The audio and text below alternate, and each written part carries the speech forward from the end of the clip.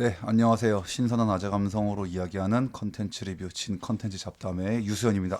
안녕하세요. 해독의 맞입니다. 저희가 뭐 도어즈를 다룬 영화도 얘기했었고 이제 음, 많은 또 밴드들의 전기 영화들이 있는데 네.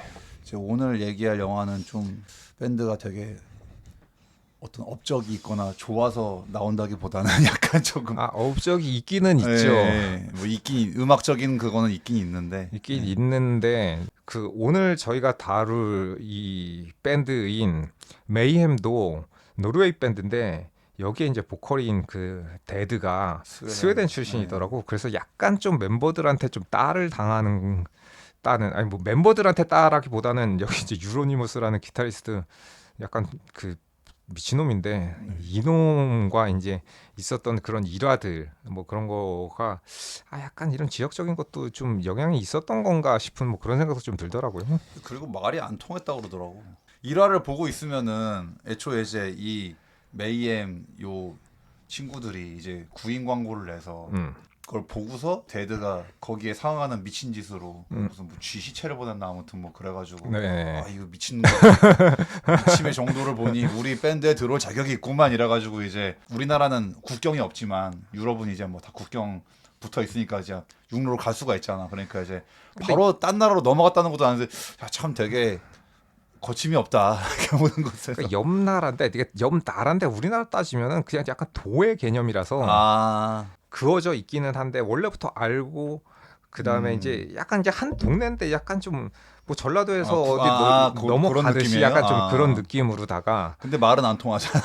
그게 좀 웃기긴 하죠. 그러니까. 물론 우리나라도 서울 사람들이 저도 이제 옛날에 이제 20, 30년 전에 처음에 경상도에 갔을 때 뭐라 그러는지 모르겠어. 근데 그 음, 사람들은 내가 하는 말을 다 알아듣는데 아, 나는 그 사람들이 하는 그 본토 말을 예, 사투리를. 경상도 사투리를 혹은 뭐 내가 뭐 전라도 가거나 특히나 제주도는 엄청 심하긴 한데 가면은 한 절반 이상은 처음에는 못 알아듣는 약간 그런 거였거든요. 네. 그러다 보니 뭐 거기서는 아예 나라가 다르니까 우리나라 나라 안에서도 약간 다 듣기 힘든데 알아듣기가 힘든데 거기는 다른 나라고 자기네 나라 말을 쓰다 보니까 조금 더 이제 못 알아듣겠지만은 거기서도 뭔가 좀 공용어라든가 좀 그런 걸 써야 될 것 같기는 한데 그 공용어라는 게 뭐지 그 개념이 있긴 있다고 그러는데 이제 그것만으로 의사소통이 원활하지는 않았었어가지고 그러게 그 어떻게 보면 혼자만 이제 스웨덴에서 와가지고 음, 그 자기 혼자 거기 그 산장에 처박혀서 거기서 네. 그리고 또 저도 확실히 그러니까 요번에 막 이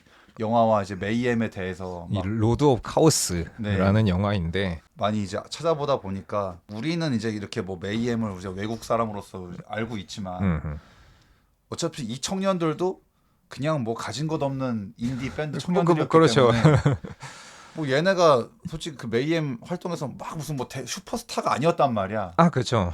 그렇기 때문에 얘도 공연이 없는 날은 얘 데드 가뜩이나 얘가 지금 정신 상태가 불안한 애인데 혼자서 거기 산장에 아, 처박혀 있다는 거야. 그렇죠. 왜냐면 여기서 이제 베이시스트랑 드러머는 다른 일을 하러 외부에 네, 뭐 알바 드럼 뛰느라. 세션도 하고 그다음에 네, 베이시스트인가 누구 뭐 애가 네, 있어가지고 자기도 먹고 살아야 되기 먹고 살아야 때문에. 되니까는 처자식 때문에 나가서 이제 거드란 일을 한다거나 해서 이제 돈을 벌러 나가 있는 상황. 네, 그러다 보니까는 이 스웨덴에서 홀로 온 얘는 할 것도 없고 아는 사람도 없고 그리고 원래 얘 성격 자체가 굉장히 예, 그 내성적인 사람이었기 때문에 혼자 그 빈집에 시골에 그러니까. 거기서 이제 진짜 연명 이제 입에 풀칠이나 하고 살아 있는 게 진짜 신기할 정도로 거기서 이제 혼자서 그 생활을 했다고 하는데 내가 제가 볼 때는 유로니미스 진짜 나쁜 놈이 아닌가 싶은데 네. 이 밴드의 이제 그 주축을 맡고 있었던 유로니무스라는 리더인 기타리스트가 이 밴드를 조직해가지고 데드라는 애를 어쨌든 그 스웨덴에서 그걸 오게 만들고 영입한 건데. 영입해가지고 여기서 활동을 하는데 뭔가 자신과 그 뭔가 음악적인 방향 혹은 신념이 다르다는 이유로 이 사람을 방치하고 결국에는 약간 좀 자살 방조 내지는 자살을 좀 유도. 자살 유도를 시켰단 말이에요. 원래는 네. 제가 볼 때는 이 데드가 이 노르웨이로 넘어오지 않고 거기서 이제 예술학교에 진학하려고 원래 했었다 그러는데 거기서 활동을 했었으면 이렇게 그러게. 비극적이 되지는 않을 것만 같은데 물론 뭐 자기 유서에는 뭐 난 5살 때부터 자살 생각했다라고 뭐 써있긴 하긴 하지만은. 그렇기는 한데 이 정도로 그 뭔가 촉발되지는 않았을 것만 같고 네. 이 영화 자체가 옛날 그 바소리에서 드럼 쳤었던 그 분이 영화 감독으로서 아 그래도 옛날에 나도 블랙메탈 한 따까리 했었던 밴드에 있었어. 아 바소리는 뭐 블랙메탈 밴드라고 하기 좀 그렇고 약간 블랙메탈한테 영향을 준 정통 메탈 밴드 중에 뭐 바소리 뭐 켈틱 프로스트나 뭐 베놈 이런 밴드가 있긴 한데 어쨌든 거기서 초기 드러머였던 분이 근데 찾아보니까 이분이 굉장히 능력자시더라고. 왜냐면 이런 밴드들뿐 아니라 진짜로 공룡 밴드 뭐 메탈리카라든지 이런 밴드랑도 작업을 하셨고 심지어는 그래미에서 상도 받았어. 아, 그래서 그 리스트를 보니까 무슨 일반 이런 밴드가 아니고 완전 거대 뮤지션은 무슨 막 그 비욘세도 있고 뭐 브리트니 스피어스도 있고 마돈나도 있고 헐. 뭐 별의별 뮤지션들하고 같이 음악 작업을 어마어마하게 많이 했더라고. 그런 뮤직비디오라던가 그 공연 실황 앨범이라던가 이런 것들을 같이 작업하신 그 능력자분이신데 이분이 어쨌든 옛날에 과거에 있었던 이런 일을 조명해가지고 영화를 만드셨다. 그래서 이 영화가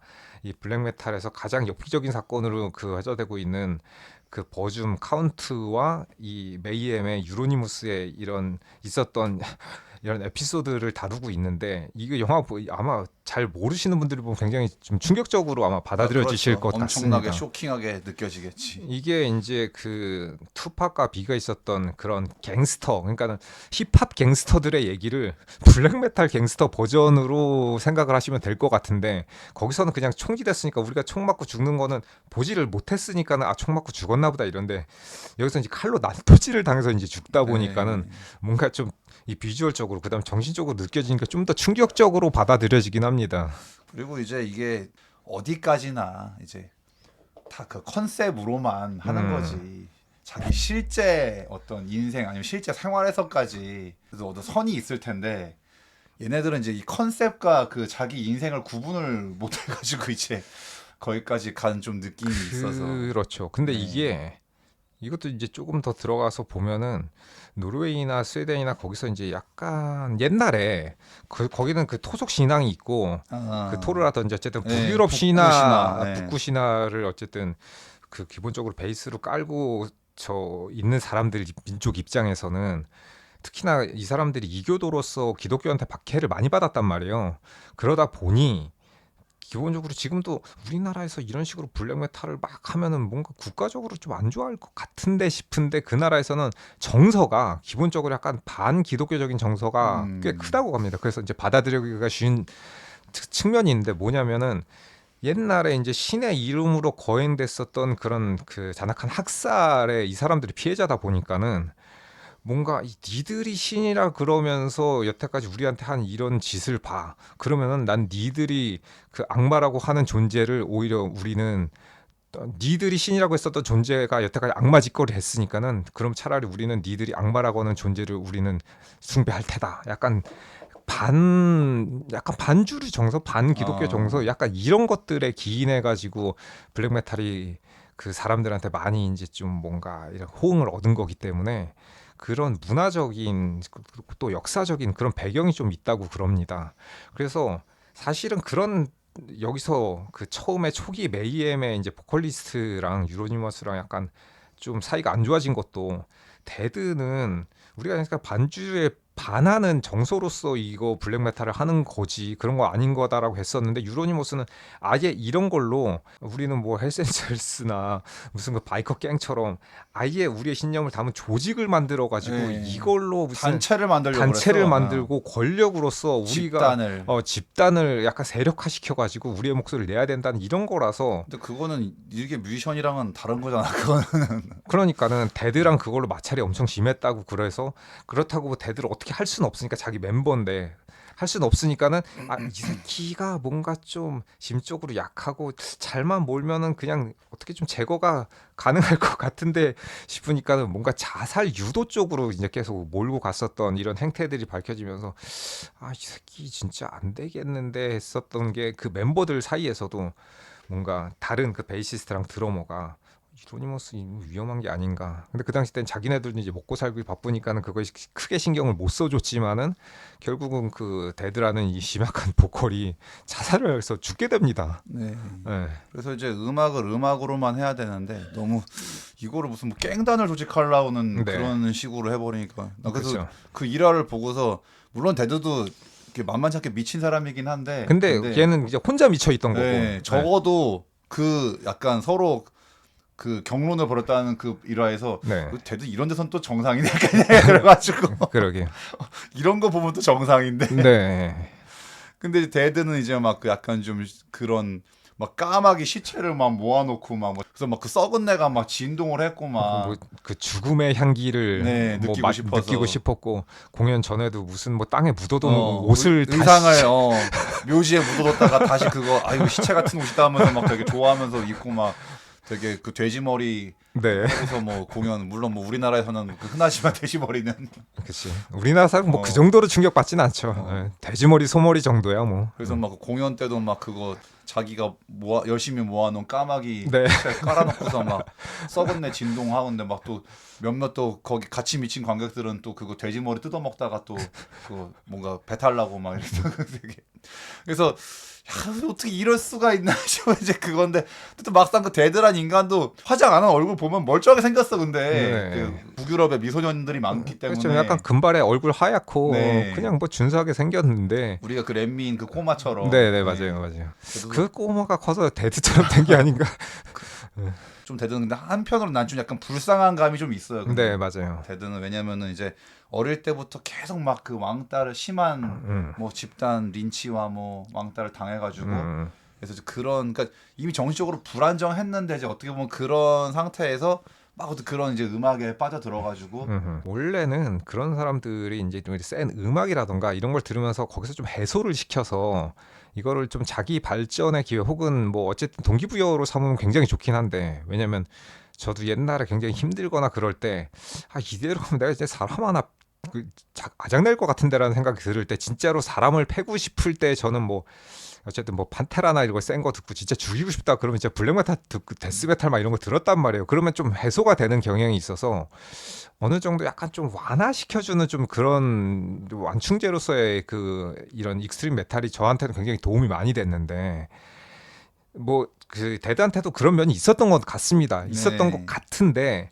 거기까지였으면은 좋았을 텐데 이 옆에 이제 주변의 인물들이 이 데드를 오히려 좀 약간 사지로 좀 몰아넣은 그런 경향이 있어가지고 좀 안 좋은 결과가 나온 게 그래서 아닌가. 메이햄에 들어온 게 오히려 안 좋은 게 아니었나 약간 네. 그래서 또 그런 뭐 증언도 있더만 그 스웨덴 친구들이 오랜만에 만나 스웨덴에서는 얘가 되게 그래도 잘 웃고 네, 네, 맞아요. 말도 잘했었는데 노르웨이 가더니 오랜만에 봤는데 완전히 무슨 말이 없어지고 되게 막 맞아요. 음침해졌다고 그래가지고 네. 이제 물론 뭐 그 기행들이 이제 당연히 어떤 사람들이 그걸 받아들여줄 수가 없는 건데 뭐 맨날 자기 몸에 그 칼 그어가지고 맨날 자해를 하거나 병원 실려가고 막 네, 맨날 네, 이제 네.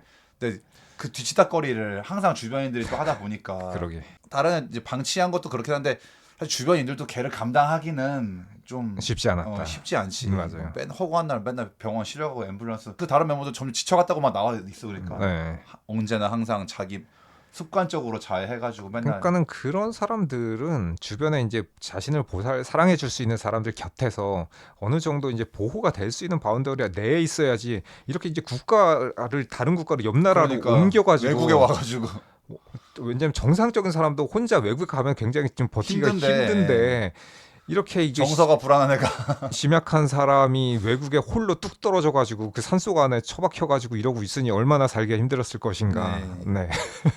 그러니까 뭐 경제적인 문제가 아예 없으면 모르겠는데 네. 경제적인 문제도 있는데 그런 그렇죠. 네. 뭔가 물론 자기 할 때는 뭐 예술을 한다고 막 그러고 있지만 어쨌든 간에 뭐 그냥 일개 조그만 그냥 인디 밴드일 뿐이고 그렇죠. 네. 근데 그런 이제 돈이 없으니까 이제 막 그거 잡지 팔러 나와가지고 길거리에 그 혼자서 서 있으면 사람들이 지나가다 알아보고 이렇게 사주곤 했다 그러는데 쭈그려 앉아가지고 그 아는 다른 밴드 멤버가 불쌍하니까 밥도 사주고 술도 사주고 했다잖아. 그래서 아니 그러니까 이게 약간 어떤 거냐면 되게 이제 심약한 데드인 제가 이 한국에서 일본으로 가가지고 그러니까 일본 도쿄나 오사카처럼 대도시도 아니고 어디 일본 어디 시골 시골 산구석에 이제 혼자 들어가 있는데 거기서 이제 멤버들한테 따당하고 심지어는 먹을 것도 안 주고 산속 그 음악실이라고 이제 작업실이라고 연습실이라고 만들었는데 혼자 이제 가만히 있으면서 여긴 어디 나는 누구 이러면서 점점 이제 피폐해져가는 네. 그런 모습인 거죠. 그러니까 그 스토리를 읽고 있으니까 언제가 됐든 자살했을 것 같아 그 느낌에. 아니 그러니까 그 스토리 보면 이거 다 안 그럴 사람도 이거는 네. 죽을 것만 같은 그런 느낌이라. 그래서 영화에서도 굉장히 그 데드의 죽음이 금방 일찍 나오죠. 그냥. 네. 그래서 되게 생각보다 그게 엄청 금방 난 좀 한 중간이나 후반에 나올 줄 알았는데 근데 따지면 이제 이 영화의 사실 주 얘기는 이제 사실 데드 스토리보다는 이제 데드의 죽음으로 인해서 발현된 유로니무스의 미친 짓과 그렇지. 그리고 이제 그 유로니무스가 걔 미친 새끼인데 더 미친 새끼가 나와가지고 이제 그 유로니무스를 결국 보내버리는 그 스토리가 주다 보니까. 그렇죠. 근데 이제 저도 그냥 이게 조금 이 영화의 그 톤을 내가 잘 모르겠는데 이 영화는 그렇게 묘사를 했어요. 그러니까 유로니무스가 사실은 원래 그 찐따 새끼인데 찌질한 애인데 네. 마치 자기가 되게 센 척하고 싶어서 음. 되게 쫄보 새끼인데 일부러 센 척하다가 결국 되게 비극적인 최후를 맞았다. 더 또라이를 만나서 이제 그런 식으로 묘사해가지고 이제 이거를 과연 이게 유로니무스를 까는 영화인지 아니면 유로니무스를 온정적으로 보는 영화인지 약간 애매한 느낌인데 아니 근데 유로니무스란 인물이 원래 그냥 인물이에요. 뭐 온정적으로 보든 까든 간에 이 인간은 그 중이병 걸린 관심종자였기 때문에 걔 사이코라서 네, 사이코였기 때문에 이 사람이 좀 저는 확실히 자신의 그 신념이라던가 이런 게 확실하지 않았던 것 같은 게 그냥 그 후대 어디 뭐 인터뷰 보면은 얘는 무슨 뭐 시키기만 관종 그 뭐 누가 이렇게 막 사람들이 환호만 해주면 뭐 하바네로를 가득 친 샌드위치라도 먹었을 거라고 뭐 이런 거 있는데 얘가 되게 좀 어이가 없긴 한데 스탈린주의자였단 말이야. 네. 근데 나중에 나치가 된단 말이야. 네오나치가. 아니 스탈린은 나치를 경멸한 소련의 그 뭐랄까 좀그 앞뒤가 하나도 안 맞죠, 그런 그러니까. 건데 그런 사람이었는데 나치 네오나치가 된다고? 이거 약간 미친놈 아니야. 공산주의자라고 하면서 근데 나치를 좋아하는 게 희한한. 되게 이상한 말도 안 되는. 그러니까 내가 봤을 때 걔는 그 공산주의자 약간 그잘 파시즘 잘 모르고 그냥 멋있어. 그냥 독재자들을 좋아한 거 아닌가 약간 그냥. 약간 멋있는 것 같은데 약간 그렇게 사람들을 지배하고 내 네. 휘하에 두고 자기 마음대로 휘두를 수 있는 걸 좋아했던 것 같아 그냥. 네, 그래서 여기서 이제 그 유로니무스가 자신의 이제 뭐 레코드를 레이블을 만들고 네. 사람들을 이렇게 해가지고 뭔가 깽단의 리더격의 이제 네. 그 역할을 했었는데 그냥 다분히 얘는 그냥 관중이었던 것 같다. 네. 그래서 이념 사상 그런 거 잘 모르고 그냥 스탈린이나 이제 히틀러 둘의 공통점은 있지 독재자라는 거.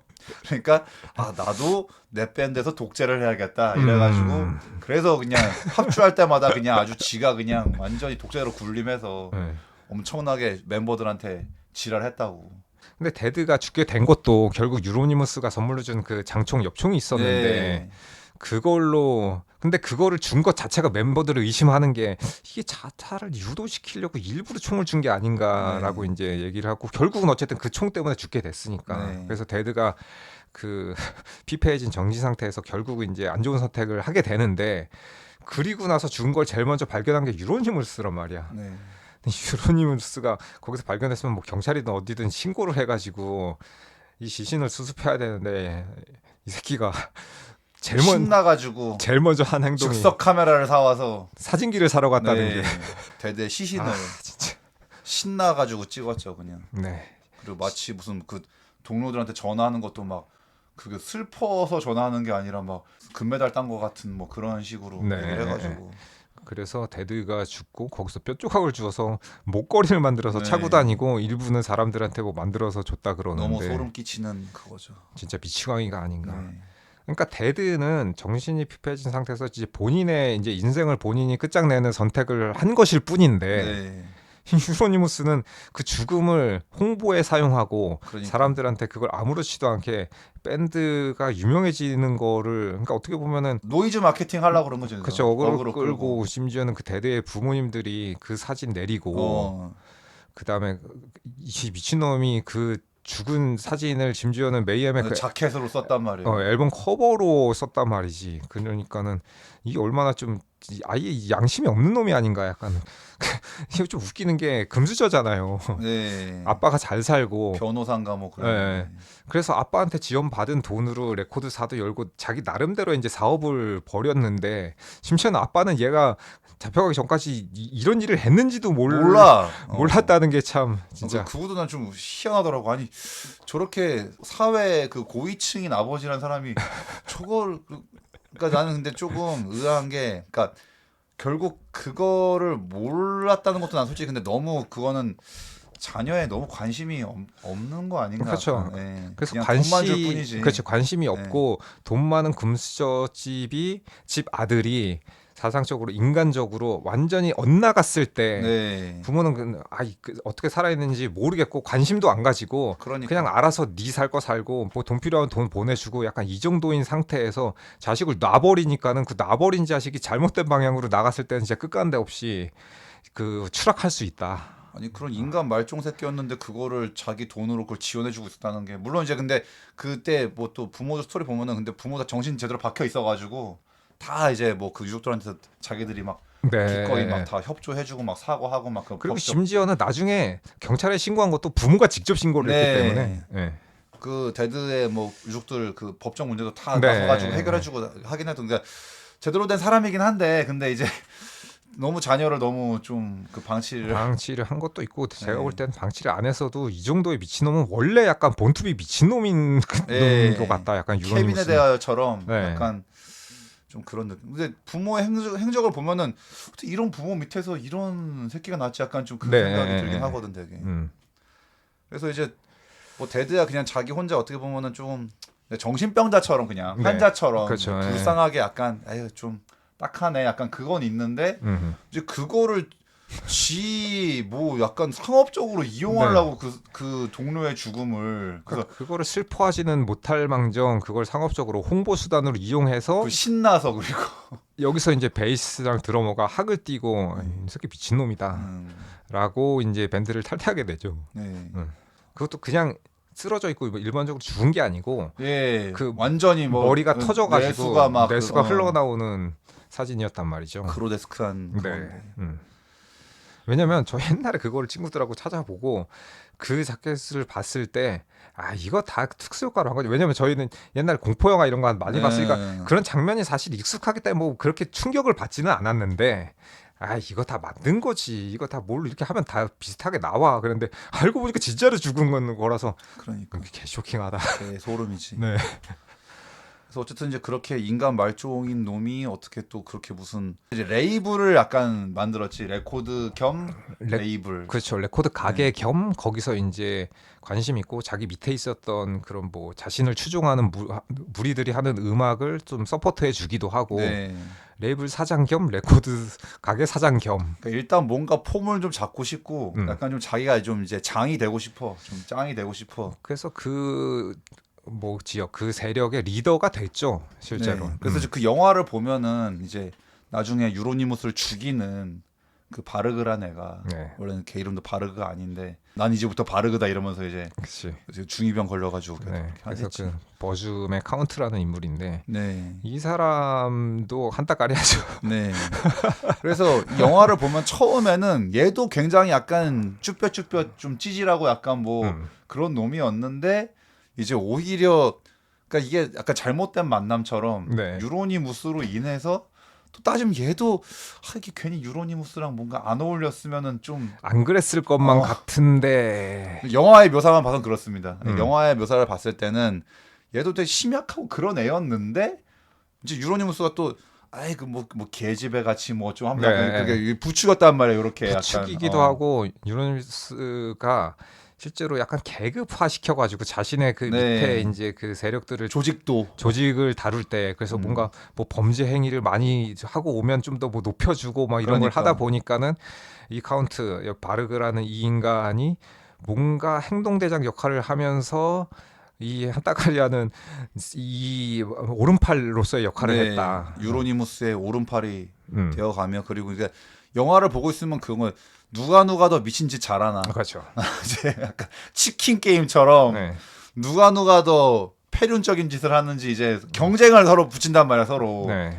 이 지네 그 밑에 집단들끼리 그래서 음. 나 어제 뭐 누구 뭐 패기도 해봤다 누가 어제 죽였다 막 서로 이제 막 계속 네가 그래 그럼 나도 너 막 뭐 더 미친 짓을 해야지 이렇게 돼버리니까는 그게 이게 진짜 웃긴 게 저도 이제 중고등학교 다닐 때 소위 뭐 지금 말하는 일진들이라고 하는 약간 또라이들이 있었단 말이에요. 네. 그럼 걔네들 하는 얘기 들으면 진짜 한심하기 그지 없는데 그 말들을 학교 와서 이제 자랑을 한단 말이야. 그렇지. 그런 거랑 비슷하게 얘네들도 뭔가 여기서 제가 볼 때는 야 얘는 진짜 다 진짜 관종들이다. 네. 근데 이제 관종들이 이제 범죄 행위를 저지르는 거를 서로 이제 누가 잘했나 경쟁적으로 경쟁적으로 하는 거를 이제 막 자랑하든 얘기를 하는데 진짜 보고 있으면 한심하기 이를 데가 없는데 또 옛날에 생각해보면 또 그게 또 먹히는 시절이 있었거든. 네.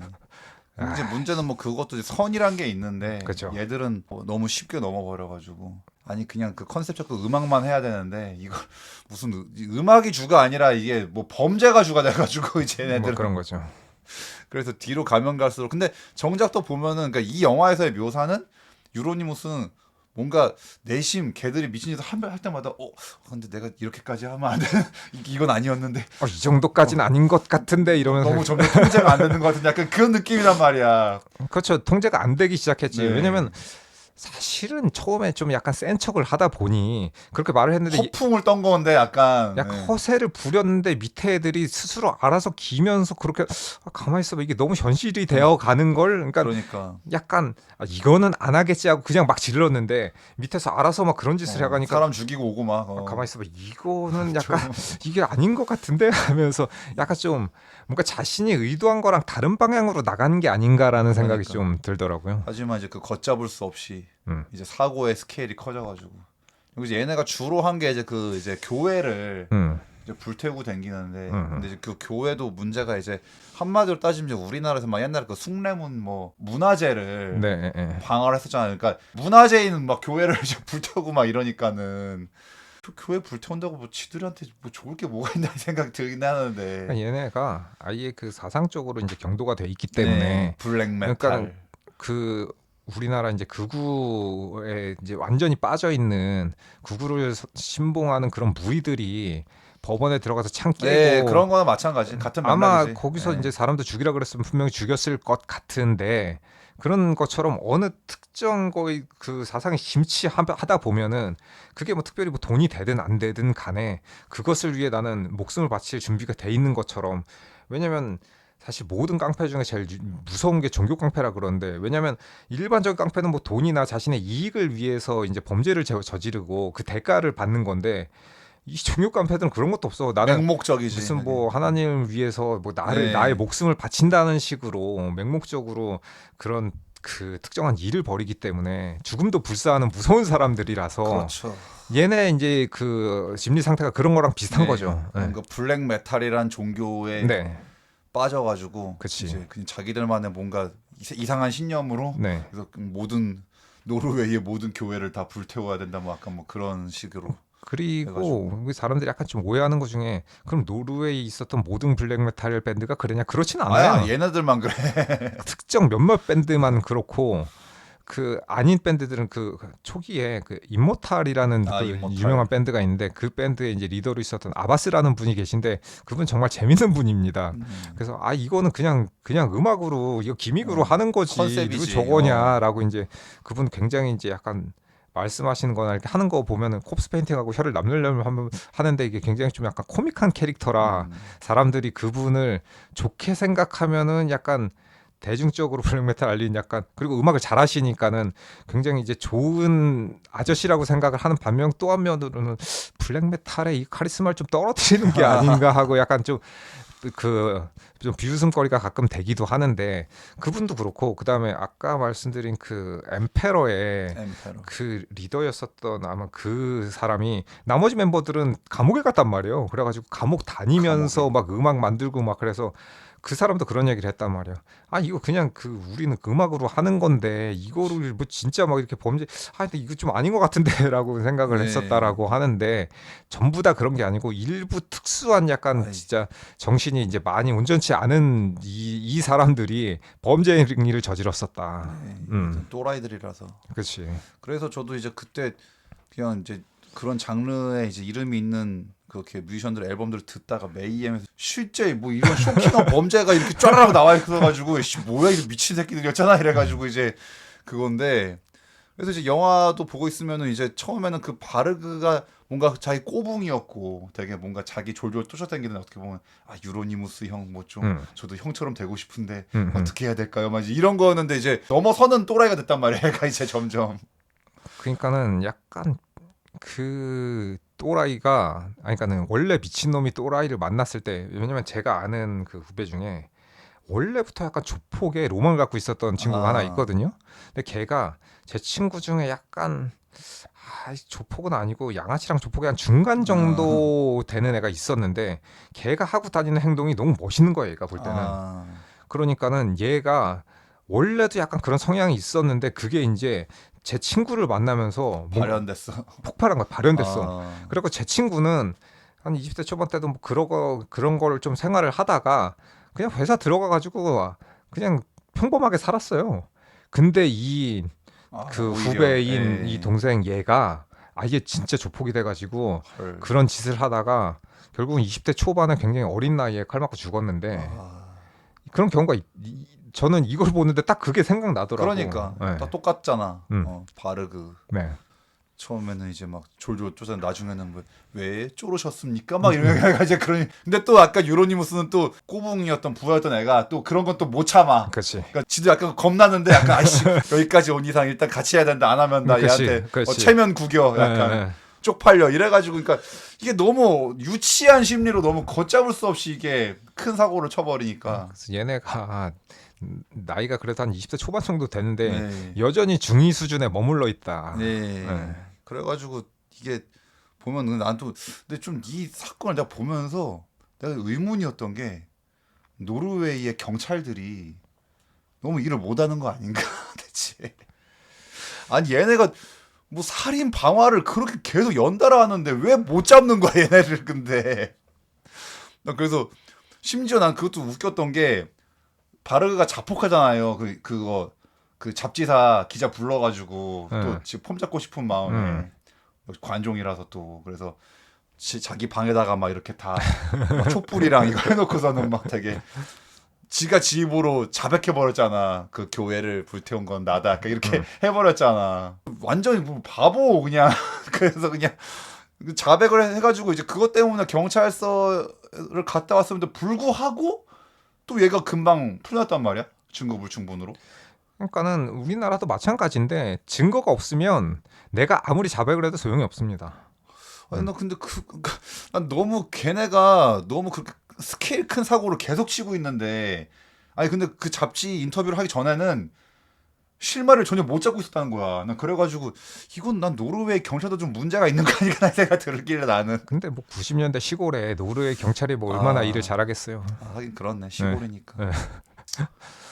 그래서 하여튼 얘네가 점점점 미친 짓을 계속해가고 이제 바르그는 걷잡을 수 없이 통제 불가능 이제 그러니까 꼬붕이 아니라 공공연히 바르고도 난 유로니무스 너를 이미 아득히 뛰어넘는 난 사이코가 됐어 약간 뭐 그런 느낌으로. 근데 실제로 약간 제가 봤을 땐 바르그 카운트가 조금 그럴 수가 있는 게 처음에는 유로니무스를 동경하긴 했는데 되게 오랜 시간 동안 옆에 있었잖아요. 지켜보다 보니까. 딱 보니까는 인간적으로 얘 좀 별론데라는 거 하나랑 왜냐면 약간 진정성이 없다라고 느낀 거 하나랑 그 다음에 실제로 이 카운트라는 이 사람이 음악적인 역량이 굉장히 뛰어납니다. 그러니까 오히려 음악 더 잘하잖아 유로니보다. 음악도 진짜 이런 미추앙이라는 거를 빼고 들으면 진짜 좋습니다.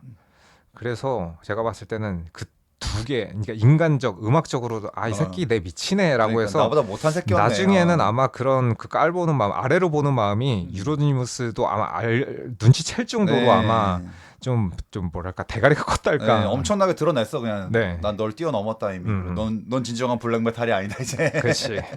그게 그 당시 때는 이제 그럴 수 있는데 좀 되돌아서 생각을 해보면은 얘가 짜가일 수밖에 없는 게 실제로 블랙메탈을 뭔가 블랙메탈 정신을 가지고 하려고 했었던 데드랑 달리 데드의 죽음을 홍보 수단으로 이용하고 네. 상업적으로 써먹은 것 자체가 이미 블랙메탈 정신에서 얘는 그러니까 벗어난 거기 때문에 어떻게 보면 그런 그 바르그 이 카운트의 말이 맞는 말 같은데? 라는 생각이 들고 어떻게 보면 유로니무스가 이런저런 그 행각을 벌인 것들이 자신의 약간 그런 뭐 명예 그게 명예라고 하긴 좀 그렇지만 어쨌든 자신이 생각하는 그런 지위나 명예를 위해서 사람들을 이용해 먹은 측면이 있다 그러면은 오히려 이 카운트는 그래도 약간 블랙메타 정신에 가까운 게 아닌가 약간 네. 진정성에서는 좀 더 가까운 인물이 아닌가 싶어서 물론 삐뚤어져 있지만 네.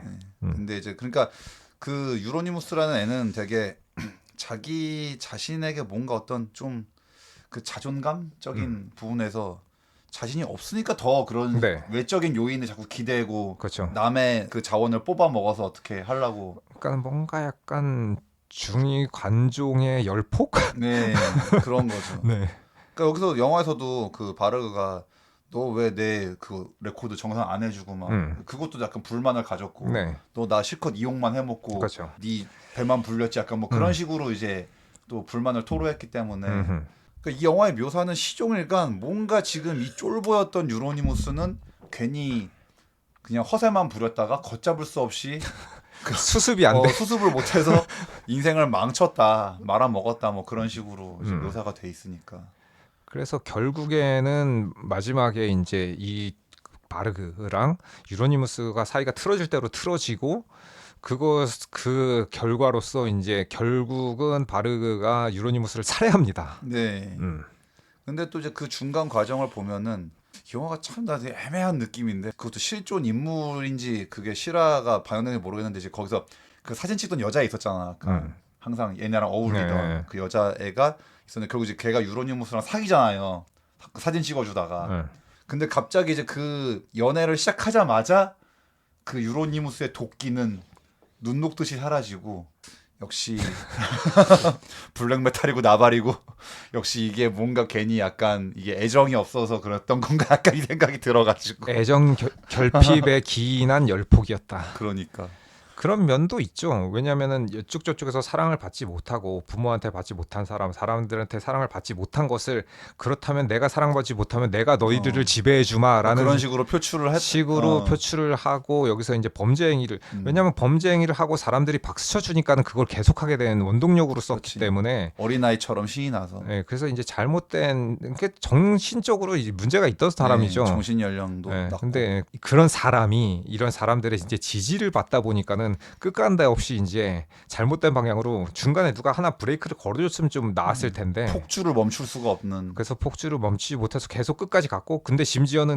그 폭주를 본인이 멈추고 싶어도 멈출 수가 없는 상황이 돼서 돼버렸어 이미 네, 돼버렸고 그 저질러 버렸어 너무. 선을 넘은 이후로는 자신도 이제 어쩔 수 없이 이 상황에 몸을 맡겨버려야 되는 상황이 오다 보니 그 중간에 멈췄으면 그 카운트랑 바르그랑 그런 일이 없었을 텐데 그걸 넘어간 순간 이미 이런 결말은 예정돼 있었다. 왜냐하면 카운트가 그 여기서 유로니모스를 잔혹하게 살해를 했는데 주변의 사람들 얘기로는 아니 카운트가 안 죽였으면 내가 죽였을 걸 그러니까. 이라고 얘기를 했기 때문에 이 유로니모스가 얼마나 악독하고 사악한 짓거리를 해왔는지 유추해 볼 수 있는 그 대목이죠. 그의 죽음에 아무도 슬퍼하지 뭔가 않았다. 슬픔을 얘기한 사람이 없었기 때문에 그렇다.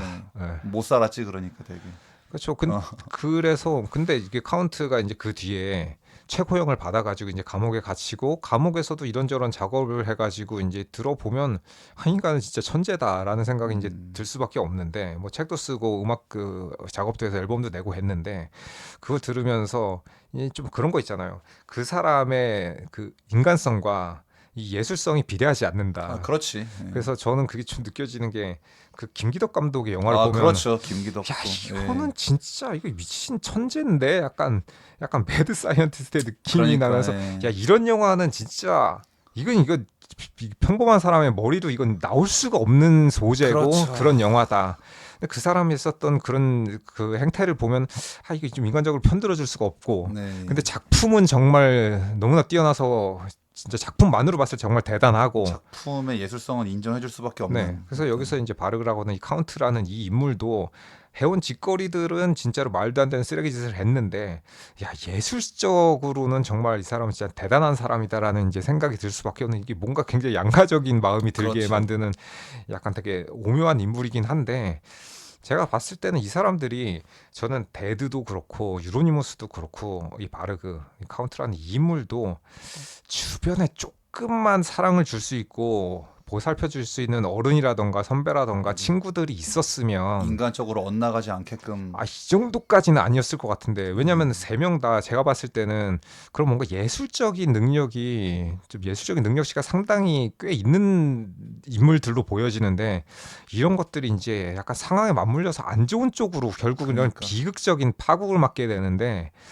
이걸 보고 있으면 야 진짜 이거 중간에 누가 하나라도 이게 좀 잡아줄 수 있을 만한 사람이 있었다면 컨트롤이 가능했었더라면 어땠을까라는 생각이 들 수밖에 없는 왜냐하면 그 뒤에 주변에 있었던 다른 밴드들이라던가 이런 뮤지션들 보면은 지금도 성공하고 잘 나가고 나름 음악적인 성취를 크게 한 팀도 있고 이제 적게 한 팀도 있는데 심지어 그 당시 때 그 못 나갔었던 밴드 중에서 죽은 사람도 있고 감옥에 있는 사람도 있고 여러 사람들이 있어요. 그 유로니모스랑 카운트는 가장 큰 사건으로 알려져 있어가지고 이 사람들 둘만 조명되는데 그 주변에 다른 사람들도 감옥에 네, 가거나 그러니까. 죽은 사람들도 많이 있단 말이에요. 근데 그런 사람들과 별개로 음악적인 성취도 하고 인간적으로도 어느 정도 이제 그 뭐랄까 별 문제 없이. 문제 없이 이제 살아가는 보통의 이제 그 뮤지션들도 많기 때문에 이 사람들을 보고 있으면 야, 이 사람들이 나는 이거 보면서 사람이 극단으로 가면 이렇게 무서워질 수 있다. 그렇지. 우리나라 이제 그 뭐 정치판이나 어쨌든 이런 데서도 극단으로 가면 정말로 말도 안 되는 일반 사람의 상식에서 벗어난 짓을 누가 법원을 때려 부수고 들어갈 생각을 그러니까. 감히 상식적으로는 못 하는데 그런 일들도 벌어지다 보니 그런 걸 목도하다 보니 이런 뭐 미추광이들 뭐 중이병들 환자들이 나와가지고 뭐 이렇게 뭐 서로 뭐 죽고 죽이고 이 정도는 굉장히 이제 뭐 끔찍하고 비극적이고 말도 안 되는 사건이기는 한데 이게 뭐 국가 단위로 이루어지는 지금 사회 상황에서는 뭐 이럴 수도 있지 이런 생각이 들긴 하지만 어쨌든 이들이 했었던 이런 말도 안 되는 행각은 정말 미친 짓이다. 되게 자기 파멸적인 이제 그 결말을 맞이하기 때문에. 그렇습니다. 그래서 그 갑자기 그 여자친구와의 그 뭔가 행복했던 장면이 좀 나와가지고. All we need is love. 이거 모두에게 사랑이 필요한 게 아닌가. 그러니까 이게 결국에는 여자친구 있으면 다 해결될 일이었는데 이게 괜히 그냥 무슨 나는 블랙메탈이 어쩌고 삐뚤어질 테다 뭐 하다가 그냥. 그래서 난 이 영화가 좀 그런 게 그러니까 마치 약간 유로니무스 좀 비극적으로 이렇게 묘사가 된 느낌이 드는 게 미치광이들과 이제 발 빼고 싶어가지고 좀 이제 손절하고 싶어가지고 그래서 각을 보다가 기회를 보다가 이 새끼들 안 되겠는데 이러다가 나까지 잡혀가겠는데 약간 그래가지고 이제 좀 슬슬 눈치 보다가 이제 그 마지막에 머리 잘랐잖아 결국에. 그러니까 한번 락커의 상징인 그 뒷머리를 잘라버렸잖아. 그리고 자기가 열심히 그렇게 검은색으로 염색하던 원래 그 검은색 아닌데 머리 색깔. 동양 애들은 머리를 밝게 하려고 탈색을 하고 서양 애들은 반대로 머리를 검게 하려고 검게 염색을 하네 약간. 그래서 아무튼 마지막에 머리를 자르는데 그래서 그럼 이제 머리 자르는 건 완전 음악을 이제 안 하겠다는 뭐 거의 그런 느낌으로 나는. 음악을 아마 살아있었어도 하긴 했을 텐데 그렇게 이제 진정성 있는 음악이라기보다는 발을 빼려고 했었던 거고 그 당시 상황이 그냥 약간 좀 사업가 기업가 뭐 이런 것처럼 장사꾼처럼 마인드가 장사꾼 마인드가 돼가지고 사실 카운트가 죽이게 된 결정적인 이유도 이 새끼 그냥 겉모습만 이 새끼 진짜로 위선자였네라고 생각해서 이제 빡쳐가지고 죽이게 되는 거라 물론 그 전에 이제 당해왔던 거랑 한꺼번에 이제 폭발된 거긴 한데 누적된 분노가 그런 모습에서 배신감, 실망감, 이 빡침 이런 게 한 번에 폭발했다. 그렇지. 네. 왜냐하면 원래 동경했었는데 유로니모스 동경했었던 사람이 점점 이제 뭔가 그렇게 실망을 계속 그렇지. 주면 이제 그것이 증오가 되어서. 그렇습니다. 네. 맞아요. 둘이 같이 막 그렇게 교회도 막 불태우고 좋아하고 이랬는데 그 장면도 보면은 약간 마지못해서 약간 유로니모스 약간 하여튼 부시를 그냥 말만 한 거지. 야 이게 진짜로 하려고 한 건 아니잖아. 근데 사실 이게 유로니머스도 약간 좀 어정쩡한 게 처음부터 얘기했으면 되는데 야 이거 그냥 하는 말이지 야 이거 진짜로 하면 어떡하냐 이랬어야 되는데 그 어쩔 수 없이 근데 자기가 허세 있고 진짜 센 것처럼 했는데 거기서 또 그렇게 지금 제가 말한 것처럼 말하는 건 한 발 물러나면 안 돼. 진짜로 형편없이 느껴진단 말이야. 가오가 떨어져. 왜냐면 사람들이 그 생각할 거냐 이 새끼 말뿐인 놈이었네 그냥 입만 살았네 이 야부리만 터는 새끼 하면서 얼마나 그 비웃음을 당하겠어요. 그러니까. 왜냐면 그 조폭의 리더인데 쪽팔리는 건 못 참아. 근데 내가 진짜로 그러려고 한 건 아니었어라고 말을 할 수 없으니까 억지로 이제 끌려가서 그걸 한 건데 그런 장면들이 어떻게 보면 되게 웃픈 장면이긴 하죠. 네. 내가 머뭇거리면 얘가 나를 또 그렇게 생각할 텐데 아씨 어떡하지 약간. 그렇죠. 그래서 이제 마지막에는 그렇게 거의 여자친구랑 약간 정착한 느낌이 약간 좀 새 삶을 살 것 같은 그런 네. 느낌이었단 말이에요 영화에서는. 맞아요. 근데 이제 딱 그러려는 유로니모스 앞에 이제 카운트와 그 친구가 와가지고 너 이 새끼 띵동 띵동 해가지고 이제 굉장히 잔혹하게 이제 살해를 합니다. 네, 그래서 칼을 수십 방 찔려서 죽게 네. 됩니다. 딱히 이 영화에 뭐 교훈은 없고 그냥 이제 교훈이라기보다는 이제 있었던 역사를 약간의 이제 있었던 엽기적인 사건을 이제 뭐 재현한 재현 뭐 재구성한 작품으로 옛날에 이런 일이 있었다. 네. 그리고 이제 그 뭐 굳이 교훈이라기보다는 사람이 자신의 정신을 밝은 곳에 두면은 밝은 곳으로 나갈 수 있고 이제 어둡게 가다 보면은 진짜 데드가 죽은 것처럼 굉장히 이제 어둡게 나갈 수가 있는데 이게 제가 이제 며칠 전에 제 친구를 만나서 얘기를 하고 있었는데 이제 친구랑 커피를 한 잔 사가지고 근처에 공원에 갔습니다. 네. 공원에 갔는데 그날 이제 날씨가 좋았거든요.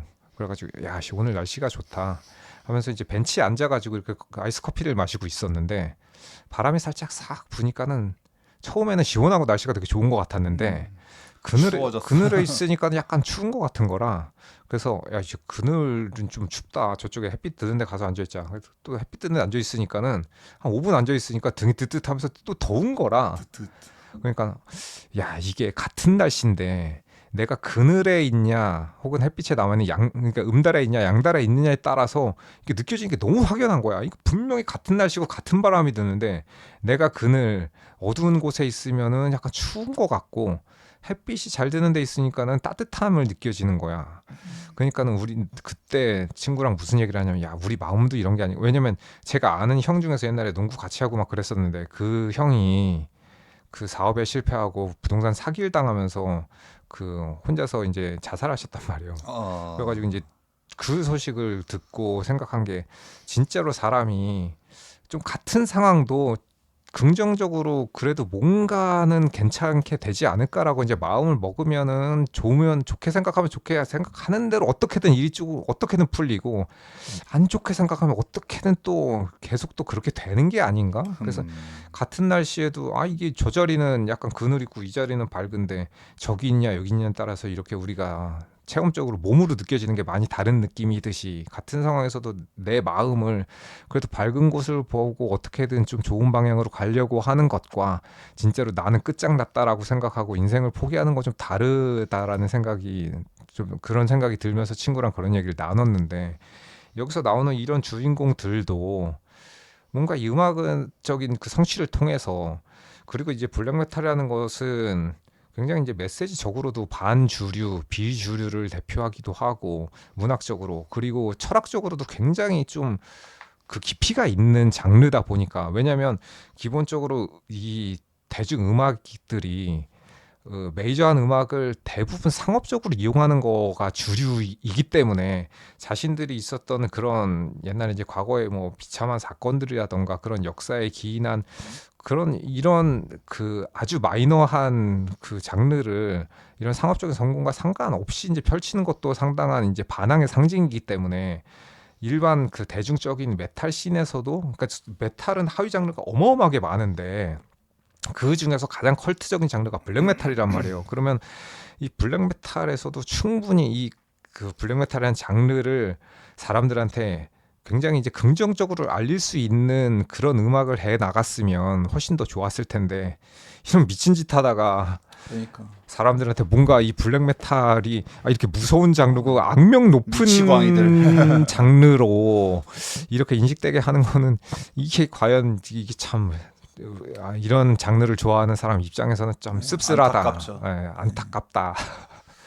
그래서 이제 뭐 이 스토리 자체는 또 워낙에 쇼킹한 사건이라서 여기저기서 많이 이미 또 정리가 되고 다뤄지고 있어서 근데 뭐 유튜브나 이런 거 보면 이 네. 사건은 워낙 유명한 사건이라 네. 그러니까 이 투팍 빅이랑 그 비견되는 사건이라서 그렇죠. 아마 조금만 찾아보셔도 여기에 그 있었던 실제 사건이라던가 일이라던가 에피소드는 너무나 많이 알려져 있습니다. 네. 네, 쉽게 찾아보실 수 있습니다. 네. 그래서 이제 이미 그런 게 잘 정리가 돼 있었는데 이제 영화까지 이렇게 나와서 또 재밌게 볼 수가 있는데 근데 이제 저는 이 로드 오브 카오스 보면서 계속 그 유로니무스 그 배우가 계속 보는데 맥컬리 컬킨인지 왜 닮았지? 계속 볼수록 맥컬리 컬킨이야. 그래가지고 특히 마지막에 머리 잘랐으면 더 닮았어. 네. 머리 자르니까. 그래서 뭐지 왜 맥컬리 컬킨이 뭐 있나 했는데 이제 알고 보니까 이제 맥컬리 컬킨 동생이었더라고요. 진짜 비슷하더라고. 네. 그래서 야 닮긴 닮았는데 뭐 서양에 뭐 우리나라도 닮은 사람 있고 네. 서양에도 뭐 닮은 사람은 이렇게 뭐 있으니까 뭐 닮았나 보다라고만 생각했었는데 네. 이럴 수가. 이름이 로리 컬킨이야. 그래서 어쩐지 저 보면서 뭔가 좀 닮았는데 뭐 그냥 닮은 사람이겠거니 그랬는데 네. 아니었다. 네. 이야 이럴 수가. 맥컬리 컬킨의 동생이었습니다. 그래서 보면은 그 스토리에 이제 관심이 없었던 분들도 이거 굉장히 이런 일이 있다고 하고 굉장히 좀 이게 굉장히 자극적인 소재라 그러니까 그 재미적인 측면에서 보면 재밌고 그리고 이게 그 실제 있었던 일 실화 기반이라는 게 가장 이제 쇼킹한 거고 그리고 제가 이제 그 블랙메탈이라는 장르가 좀 이 노르웨이에서 자리를 잡긴 했었지만 이런 비극적인 그 사건 위에 이제 자리를 잡은 거고 한 가지 이제 제가 마지막으로 덧붙이고 싶은 말은 저는 이제 노르웨이에서 이제 비주류 음악 기존의 그 질서에 이제 반대되는 것으로서의 이제 피해자로서의 이제 이런 목소리를 성토한다. 그래서 뭐 대부분 블랙메탈을 정의하는 건 뭐 이런 겁니다. 그 미친 듯이 발바되는 그 질주하는 그 블라스트 드러밍이라거나 두다다다 하는 것, 그 다음에 이제 그 기타줄 끊어져라 신경질적으로 긁어대는 그 트레몰로 기타 소리와 그다음에 지옥에서 절규하는 듯한 그 악마의 목소리라고 할 수 있는 그런 보컬이 있는 그런 진짜로 과격한 음악인데 그 들으면은 또 계속 듣다 보면 그 혼돈 속의 질서랄까 뭔가 좀 평온함이 느껴지기도 하고 저는 이제 옛날에 자기 전에 블랙메탈을 많이 듣다 보면 처음에는 시끄럽고 뭔가 정신 없는 것 같은데 듣다 보면 그 안에서 이제 고요함이 느껴지는 되게 이제 신박한 체험을 했는데 굉장히 이제 매력적인 장르로서 그래서 저는 옛날에 이게 한국인의 정서랑 상당히 좀 맞닿는 부분이 있다라고 생각을 했었는데 아니나 다를까 이제 한국에서도 이 진짜 걸출한 블랙메탈 밴드인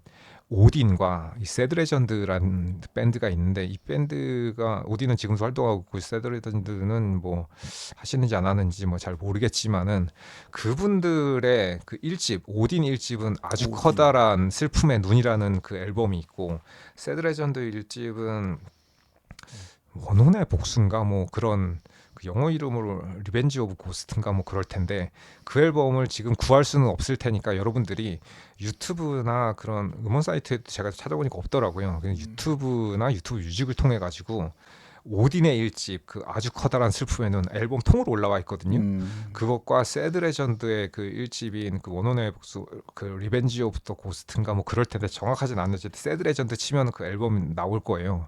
그 앨범은 한국적인 정서와 그 블랙메탈의 그 극단적인 게 만나가지고 이 한의 산설인 이 원혼의 울부짖음을 듣는 특히나 그 새드 레전드 앨범은 전부 다 한글로 되어 있고 그다음에 그 절규하는 스크리밍 보컬과 일반적인 클린 보컬이 같이 나오고 있기 때문에 가사가 다 들립니다.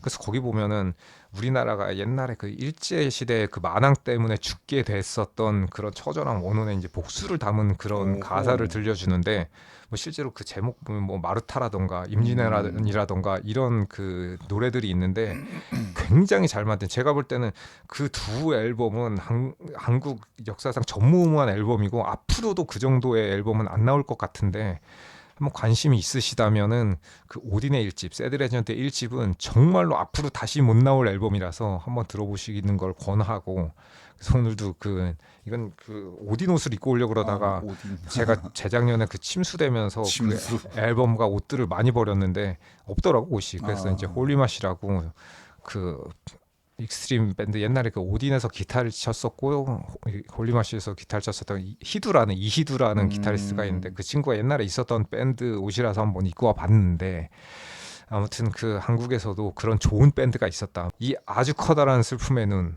오딘의 그 1집, 새드 레전드의 그 원혼의 복수 1집은 한번 꼭 들어보시길 바랍니다. 그거는 태어나가지고 이런 말도 안 되는 음악이 있다니라고 굉장히 놀라실 겁니다. 저는 진짜 다른 음악은 안 들어보셔도 좋지만 그 두 개는 강추하는 앨범이라 꼭 한번 이 한국형 블랙메탈이란 이런 것이다 라고 한번 체험을 해보시는 걸 추천드립니다. 네. 그래서 이제 오늘은 그 메이엠을 다룬 로드 오브 카오스 영화 얘기를 하면서 또 이제 유마진님의 약간 블랙메탈 추천 음반과 앨범 리뷰를 한번 해봤습니다. 네.